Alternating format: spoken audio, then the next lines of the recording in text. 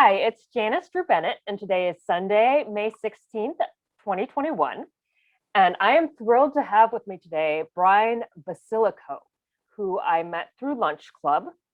And today we'll be talking about his expertise and knowledge in writing books, having a successful podcast, having social media and affiliate programs, as well as coaches that he's worked with and coaching himself. And finally, we'll end with talking about systems that he's used to scale his business.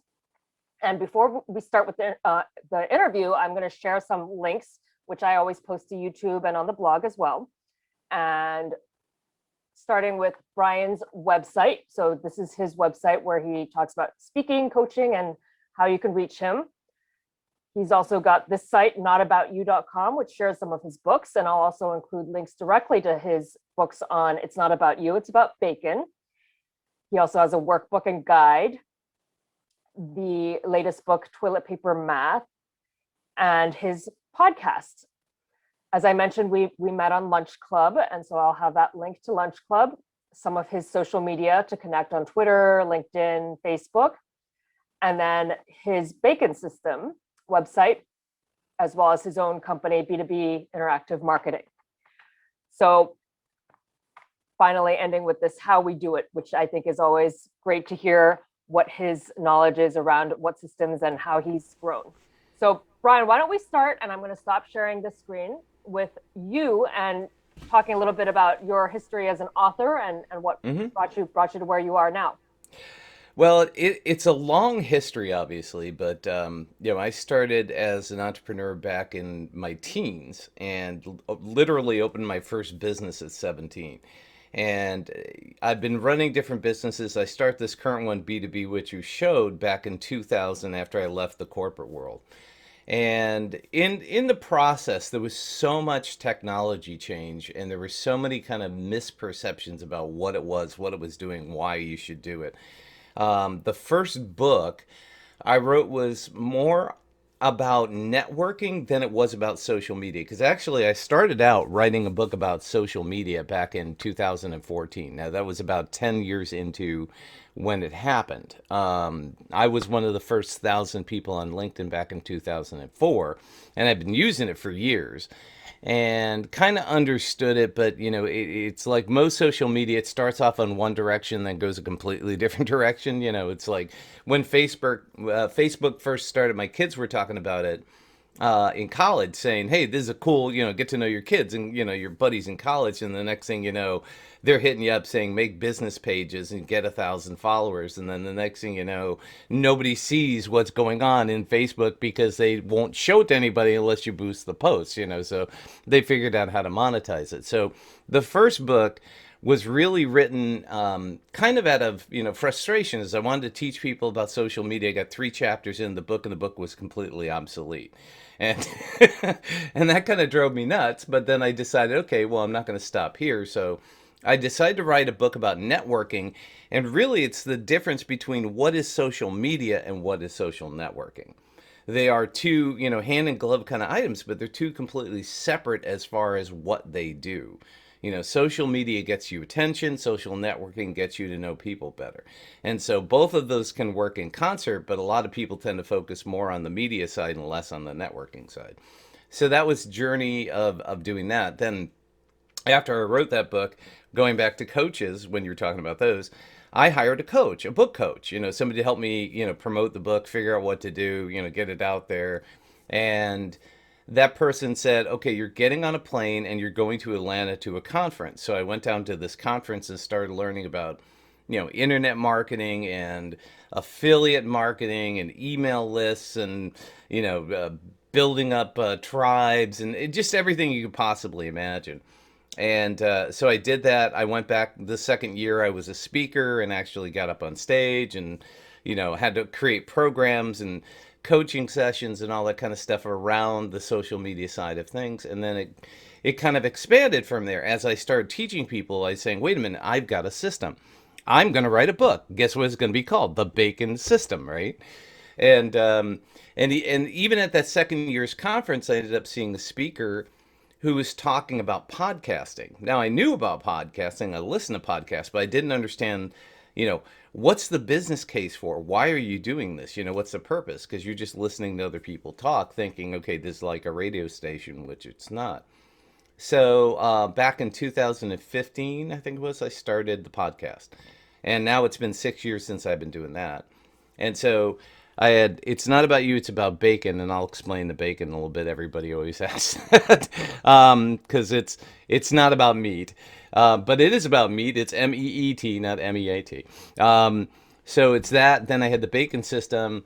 And then I went into toilet paper math, which is my kind of taking the best practices from all of those books and putting it into a B2B focus, because that's really the niche in which I've grown my business.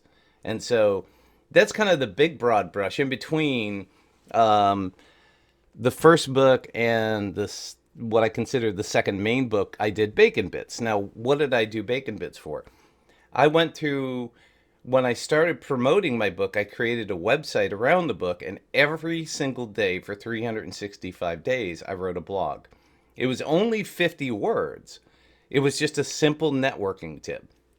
But I was able to hire a virtual assistant to go through that entire list and then pull out the top 101 of those and then categorize them into, technology tips, networking tips, social media tips, that kind of stuff. And that was kind of my giveaway book. It's a little, 6 by 6 size book that basically is something you could read in one sitting that has a bunch of tips. And when I was speaking or doing conferences, I would use that as a freemium to give away to everybody and turned it into a PDF and gave it away that way. And so basically, I learned from that how to repurpose content and turn it into more. And then from there, so I have the Bacon podcast, I've got this Bacon system and doing the coaching. The Bacon podcast ended up turning into something that I learned how to have it transcribed in Rev and then turn that into my blog every single week. So now what I've been doing for the past probably 5 years is doing a podcast on Monday, a blog on Tuesday, which is just the podcast transcribed, and then an expert interview on Wednesday, Thursday doing email to say, here's all the stuff, and then Friday doing social media, basically pulling all that together. So what I've done is I've created a system, and that system is what I've been teaching people and what I've been using over the years to basically build the success of what I've been doing. So is that a good explanation for you? Yeah, and you talked a little bit about the difference between social media and social networking and how the first few chapters of your book became obsolete very quickly. So I'm curious if you can talk a little bit more about like what is current as it relates to social media and social networking. Are the concepts you've been teaching and the systems you've built evergreen systems? Do you see them changing over time? Were they impacted by COVID? I know there's a bunch of questions. Oh yeah, yeah. No, and the thing about social media, like everything else, has evolved. One of the things that I think that people get they get attached to is bright shiny object syndrome, and I've seen this for years. It's like, who talks about Snapchat anymore, right? It's all about TikTok. And, everybody was on Facebook thinking that Facebook was the greatest business thing since buttered bread. But Facebook has turned into its own little, kind of like micro network unto itself. There are certain pieces and nuts and bolts within there. You have groups now, which you didn't have when we first started out. You have, business pages. When we started doing them, you'd have 1,000 visitors. You'd post something, maybe 20-30% of the people would see it, which is pretty average. I mean, if you get a 25% open rate on an email, you're doing pretty good, right? So, now it's evolving and changing in front of us, but there are some core principles that have never changed. And one of the things that I tell people is that back in 1979, when I started my first business, I was doing content marketing back then. And everybody says, well, how do you do content marketing in 1979? There's no internet, there's no email, it's like, how do you do this? And what I did is I had a recording studio in my dad's basement. I was writing stories on how to use microphones, what's good technique, how to make a radio commercial better, how to mic an amp, whatever it was. But I knew who my audience was, and I was answering their questions as they came in and asked them to me. And I figured, hey, if they've got questions, I could send this out to other people and promote, hey, we know what we're doing, and, we can help you do it better and that kind of stuff. So I typed all of that up on an Atari 400 computer, one of the first ones I ever had, a dot matrix printer. I printed it out and I cut the pieces of paper and put it on an 11 by 17 sheet of paper, sent it to a printer, and mailed it out. Right. So what I was doing is basically taking the questions my customers were asking, typing it up and giving them the answers, cutting it out and piecing it together, and then sending it to them in a mail, in a regular flat mail. The only difference between today and then is the methodologies in which we deliver the content. So I think that's one of the major things that I've evolved into. It's not about, the methodologies of using or optimizing, LinkedIn or Facebook or Twitter or Instagram, all those things, because again, there is no perfect storm when it comes to all of social media. Social media is a microcosm of who's ever on whatever platform. And one of the things that I say, I call them baconisms, is that you need to communicate with people the way they want to be communicated to, which means that if you're in, if you're in a local business, it's much easier because you have a very targeted market. You can collect people's names who purchase things and you can communicate with them with email, text, all that kind of stuff. When it comes to B2B business, most people are going to be playing on business sandboxes, meaning LinkedIn, but it doesn't mean you can't influence them on Instagram or TikTok. It's like you may be able to get their attention on those things, but you're never going to get them to take action on Instagram because there's no links back to anything. So, using social media for business to do what it is that you want your business to do is based 100% on who your audience is, where they're playing, and what action can you get them to take, whether it's show up at your shop or whether it's spend $1 million on your business. The methodologies are the same, but the way that you approach it is different. Make sense? Yeah, absolutely. And I'm curious if you worked with anyone to help you build your systems. I know you said you worked with a coach to help you with your book. I'm curious if you've worked with business coaches or podcast coaches, or what other types of coaches you've worked with personally. Yes. Okay. So I did work with the original book coach, and she was a speaking coach as well. So she helped me with trying to get my speaking career going, which worked well. And that was great until 2020. I actually had a bunch of speeches that were, shut down. But yes, I've worked with a bundle of different coaches, and each one of them had a different. They helped me solve a different problem. And the current coach that I'm with now, I've been with probably the longest for about 4 or 5 years, and she is a business coach that really helped me at the scaling, which is kind of the end of the. It's not the end of the story, but it's the most recent part of the end of the story. So in the process, I did meet a coach who was a podcasting coach, as I said in that conference in Atlanta. I joined his mastermind group, and basically he taught me all the kind of ins and outs of podcasting. It's like how to do. He actually did the intro for my podcast. And matter of fact, I called him up and redid it this year, and he redid it for me. He's just great. But he taught me, what's the what are the platforms, how to get better listenership, how to format it and do those kind of things, and really just kind of guided me down that line. Then the second coach I got was a sales coach who helped me overcome basically a mindset challenge with money. I mean, that's always been my problem in business is like, money has always been to me one of those kind of things that was a roadblock because it always had a mental barrier to it. It's like I can never make enough. I'm not good enough. I'm not smart enough. The Stuart Smalley side of things, and so that was the next coach, and then I ended up getting another coach that worked on helping me systematize things and start to look at things from a coaching standpoint. It's like how do you build things that you can guide people through creating programs that work. And so that was when I did the bacon system, that really helped me to facilitate creating courses and developing things in kind of a systematic way.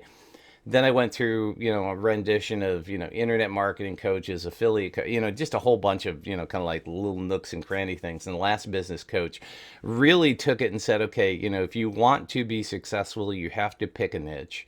That was always the hardest thing because, being a coach is everybody's a client. If they're breathing and they have a wallet, they're a client. But in this business coach, she really said, okay, you need to, number one, focus on B2B. You need to figure out the problem. You need to help them scale so that you can scale. And since then, I went from being a one-man operation coaching, 10 people at a time on how to do internet marketing better for their business to now running a what I consider to be a virtual agency where I'm kind of the strategist and I have 18 subcontractors that come in and fill in the gaps, doing a lot of the basics, everything from web design, customized writing. Somebody who writes web pages is different than somebody who writes email drips, is somebody different than writes blogs, and somebody different than writes ebooks. So I've got all these different specialties that I can pull in, utilize, and then put back on the shelf depending on where we go. So that's kind of been the evolution of everything. And have you worked with just one coach at a time? And I'm kind of curious, like if you remember your first coach, what made you decide to go with that coach, and kind of the how you find your coaches as you've kind of progressed in your career and your business. The first coach I actually met locally, she was speaking at a Chamber of Commerce event, and I saw her speak, and then we kind of hit it off. We had a coffee, and when I was writing my book, I realized how little I knew about what a book was and how it worked. And I was writing a book, but how do you publish it? How do you find somebody? I had no idea about those things, and she had written a bunch of them. So that was an easy pick and choose because she knew exactly where I was at and what I was doing.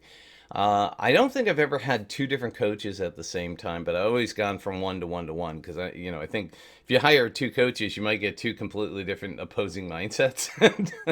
I think that would be hard. Now, one thing I have had consistently is mentors.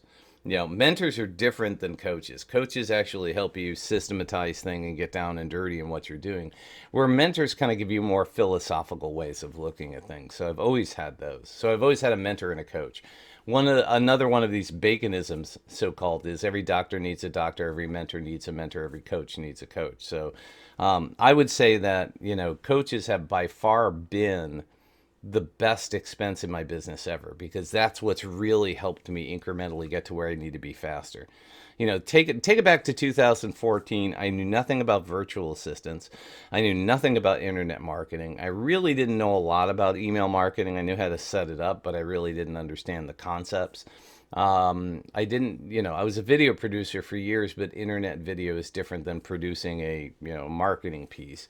I could do TV commercials, but I really didn't understand, the short attention span theater that we live in. So every single piece of that helped me to kind of incrementally get better from a place that I had no concept of because I was doing, I've been in the audio, video, CD-ROM development, website development. I've always been a techie since I was a little kid. So I understood the geek side of things, but needing to understand the business side of things.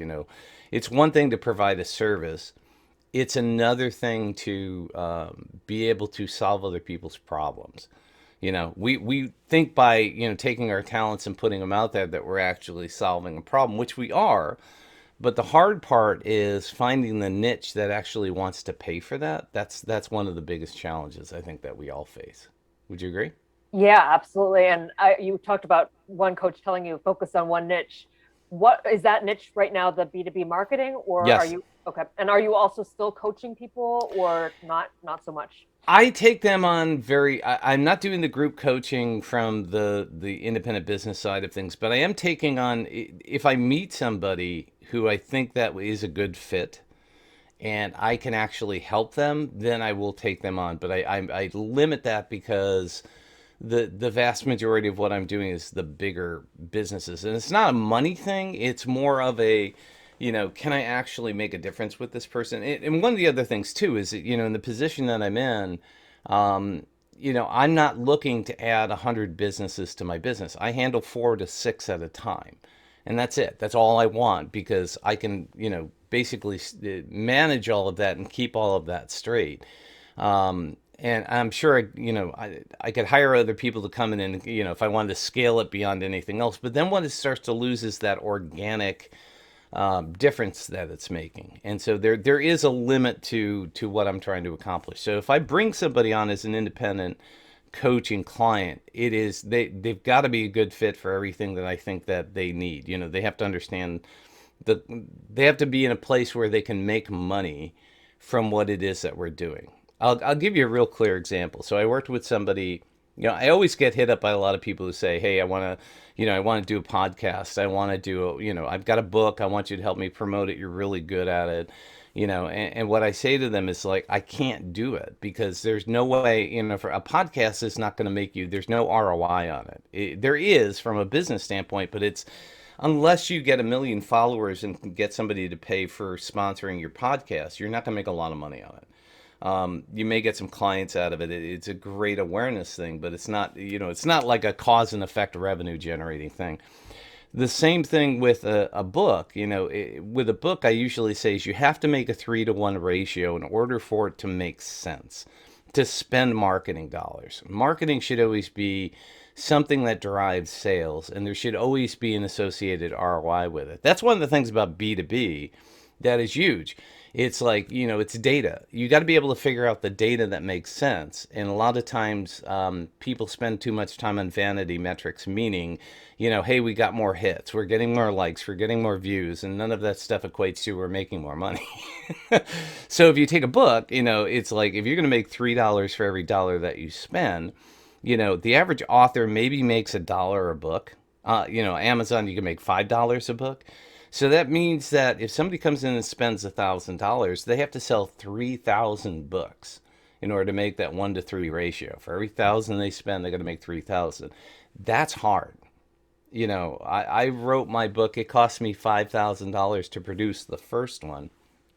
And I was making an average of $10 if I sold them live in person. That means I had to basically sell, at $5 a piece, I had to sell 1,000 books. Somewhere between 500 and 1,000 books to break even. That was hard. It was hard to do, but I did it. But it took me a year.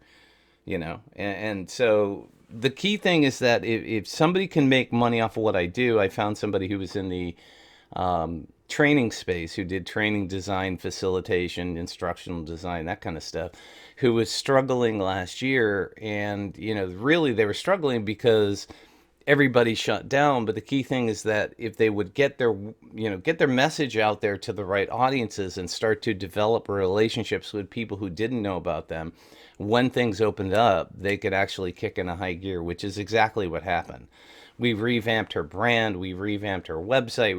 We, taught her how to read analytics, how to create content. Now she's blogging, posting on LinkedIn. People are paying attention and calling her up, and she's making that money back. So, that's the key. Yeah, and as you're talking, a couple of M words are popping out to me. That there's money, Right. there's mindset, there's motivation, as you talk Yep. about, making an impact, and then there's marketing. So as we kind of wrap up on talking about the systems you've built, can you just give us some insights on how you've broken through with your money mindset? What really motivates you, and what are some of the key marketing systems that you're using? Maybe Sure. even show that little Zoom remote that you Yeah, yeah. I will show that. Yeah.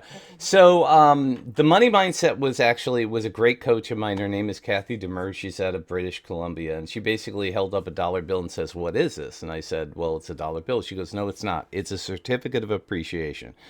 If you do a great job for people, they hand you these. And the more that you do for them, the more they hand you that. So don't look at money as a way to, pay off your mortgage, go on vacation, all these other things. Think of it as, power, but also realize that it's a certificate of how good you do for them." And so that money mindset was like, that totally changed the way I think about or thought about things. The motivation to do all this stuff is really based around the fact that, one of the things that I discovered through coaching and through mentoring and all those things is define what your superpowers are and work to your strengths and tire to your weaknesses. Huge. So the motivation is what am I good at? And the two things I found out that I was good at was interviewing people and teaching. And so those are kind of the key things that I can instruct and interview people. So that's what I built my entire business on, is I teach my clients what they're doing, what they could be doing better. What does the data mean? Like, for example, how to read analytics and understand the difference between having 5,000 visitors and having 300 people engage with your website for 3 minutes and what it means. And not paying attention to the vanity metrics, but looking at the core and then tracking that back to sales so that you can figure out how is this making me money. So the motivation was trying to utilize those and then filling in the gaps with people who could do things better than I could, faster, cheaper, that I could focus more of my attention on my superpowers. So that was the motivation behind it.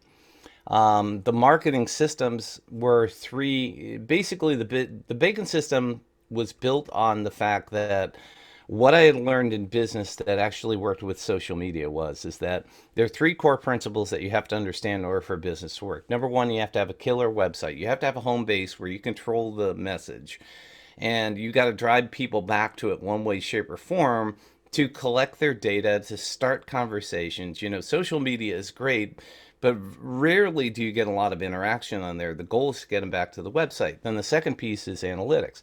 Can you measure the activities that you're doing and do more of what's working and less of what's not? So analytics, from a business standpoint, I don't care whether it's email analytics or Google Analytics, helps you to quantify what it is that you're doing so you can focus on the things that are working. It's not the vanity metrics. It's really, down to dollars and cents. And then the third part is original content creation, which is a whole nother show. Uh, because we can go through the whole mental mindset of what you do with that and the gymnastics. But the bottom line is you need to create content that is customer focused, that talks to your direct audience in an empathetic way, that gets them to want to click on it, to read it more, to get back to your website so you can measure it, so you can have those conversations, get their data, the things that you need to do. So that marketing trifecta of killer website, analytics, and content marketing becomes the core of what we do. Then from there, the periphery is the social media and the email marketing and the face-to-face marketing, the speaking and podcasting and all this other stuff. Those are the content distribution channels. So if you create content, core content, write a book. Out of the book, you take one of the chapters and you turn it into a blog and you turn it into a podcast. And then you take that and you share that on social media and you drive people back to the article or the podcast, and from there you get them to sign up on your email list, or you get them to take action and purchase the book. So they can do whatever they want. They can either buy the book, they can do nothing, they can hire you as a coach, or come see you speak, or hire you as a speaker. It's all based on, depending on where they're at and what they want. Getting them back to the website, getting them to take action is kind of the core of everything. So I got some more M's from that. There's yeah. media, metrics, and messaging, right? The Exactly. Yes. content. Exactly. Yes. This is gonna be. I like red M&Ms and green M&Ms. There's so many M's in this. Yeah, we'll have to eat a bag of M&Ms. Yeah, it's my rock star. Only the green and red ones, please. And some bacon. Have it with Yeah, bacon, right? yep, exactly. Yeah, some bacon flavored ones would be really What good. did you say meat stands for again? For Okay, so bacon actually. I worked at AT&T for years. That was one of my first jobs as a video producer and shooter and editor and stuff like that. And everything there was an acronym. And we never went to the bathroom. You went to the LBR, LGR, which is little boys' room, little girls' room, and you'd say, "I'm going to LBR," because I worked at the NSC, from AT&T. Everything was an acronym. So BACON is actually an acronym. It stands for Building Authentic Connections Online Networking. And that's what it stands for. So it is actually an acronym. And that's what the whole thing is about. And meat is, bacon is meat, MEAT, right? But networking is MEET. So that's what it means. And I've had one person in the history of the Bacon Podcast, after 675 episodes, come to me and say, "I cannot be on your show because I am a vegan. I have nothing to do with meat." And I say, "You do realize this is about MEET, not MEAT, and there's nothing to do with bacon. There's no meat. This is just, bacon is just a visual and a mind trick." And she goes, "I still can't associate myself with this." So, so that's what the bacon and the meat's about. I understand. Yes, and it does. It's memorable. So when you think of acronyms and ways Right. to Well, memorize. Well, bacon is the that was the other thing too, is when I started writing the book, I actually was out networking and promoting the book and going to networking events and chamber events and all this other stuff. And I would constantly go to breakfast meetings and I'd take a picture of bacon and put it up on the internet, on Facebook and stuff like that. And I was eating oatmeal. I was taking pictures of OPB, which is other people's bacon. And my friends were coming back to me saying, "Dude, you're going to have a heart attack. Do you have a prepaid plan with your cardiologist?" I'm going, "You don't get it. It's not my bacon." But at the time, bacon and cat videos were the two most shared things on the internet, period, amen. So every time I put that bacon up, I was getting huge amounts of engagement. Oh, that's interesting. Hmm. Um, yeah, so let's wrap up with if you can share that Zoom remote that you Sure, mentioned. sure. And Yeah. So, one of the things that I pride myself is on learning. So we go back to what you were talking about. Um, one of the things is Lunch Club was a great way for us to meet, okay? Because I get to meet people I never would know about and learn things. I mean, I learned so much from you about virtual meetings and technology and things of that nature. And so, paying attention to those kind of things, I listen to things like Blinkist to learn more about, the brain, communications, marketing. I mean, this beautiful thing about Blinkist is they're complete audiobooks in 15 minutes or less. So I've gone through since January, I think, 184 books in Blinkist, which is a huge amount of things. And I've listened to books like, The 4 Hour Work Week, The E-Myth Revisited, the books that you normally listen to or read that, you just want to go back and say the concept still makes sense, right? So one of my friends posted this thing, which is a Zoom remote. So what it does is it allows you to turn your camera on and off. So I can, there I go. Simple as that. Just hit that button and it will come back. There it goes. Oops. Come back. Come back. Come on. It's now, of course, it's not working the way it should because we're showing it live. But come on, camera. There it goes. Okay. So the mute button too. So you can mute, you can do screen sharing, and really it is so simple.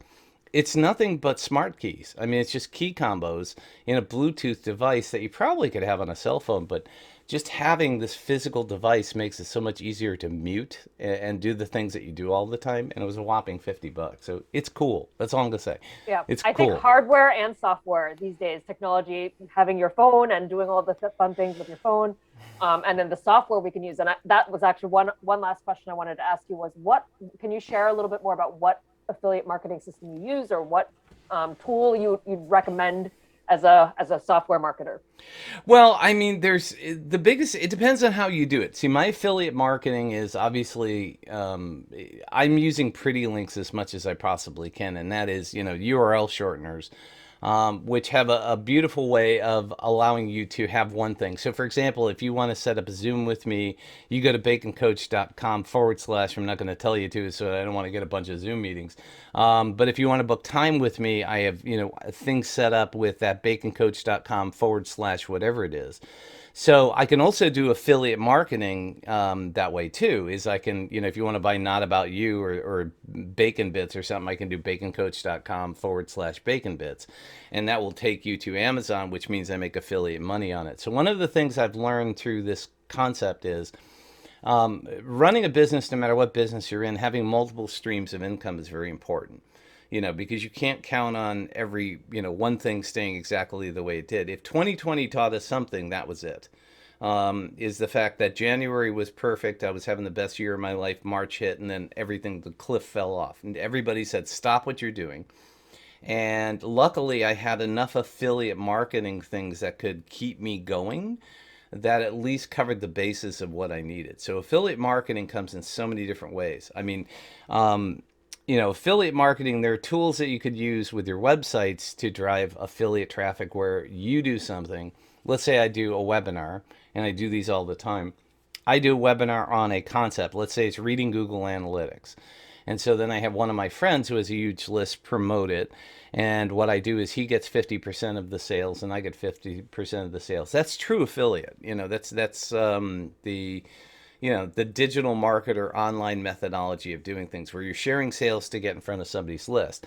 There's other affiliate marketing things where there are products that I use like Blinkist, like Acuity Scheduling, like Planable, things that some people know and don't know that I've created affiliate links to that I signed up for. So I try to keep that all compartmentalized in one website called brianloves.info/ whatever. It's so brianloves.info Planable, brianloves.info Acuity. So what I have is a way to be able to promote the things that I actually use and love to basically create another stream of income. So affiliate marketing is got multiple pieces to it. There's the use somebody else's list side of things. There's promote product and make a little bit of money of that. Heck, you can even make money on your own books by promoting the Amazon link, as you know. Yeah, So absolutely. I love representing companies and software that I also appreciate and use myself. So Right. that's where I think affiliate marketing is great. And the 50-50 sharing is a partnership, a joint venture, or kind of thinking Exactly. how to grow through partnerships. So I really appreciated this conversation and would love to explore further how we can partner and how we can work together in the future. Absolutely. No, I'm so looking forward to it. And I really want to get to know you and the platform that you provide, but also, how else we can utilize. I think the best partnership, and this is kind of the cornerstone going back to the original book, business, bottom line is relationships are the currency of business. And it's not that you are ever going to purchase from me or I'm ever going to purchase from you. You never know that, but it's the people that we know that we can connect each other with. Can I get you on another show to be a guest? Can you get me on another show to be a guest? It's meeting people within our golden Rolodex that helps us to really expand our businesses. So that I think is probably one of the biggest methods and messages I want to get across. More M words, Yes, but is that your biggest asset that you have in life is the relationships with the people that you know. So use those, and that's essentially what I try to teach businesses, B2B businesses. That's how the businesses I worked with last year were able to stay alive and make money, is utilizing current relationships over trying to prospect. absolutely. I think building relationships, that's the key takeaway. How do you really use bacon to meet people? Exactly. Yes. All you gotta do is take a picture of it, put it on Facebook. You'll meet a ton of people. I guarantee Yes. you. Well, thank you so much, Brian. I hope you enjoy the rest of your weekend, and we'll stay in touch. Thank you so much. I love the opportunity. This was a lot of fun. Thanks.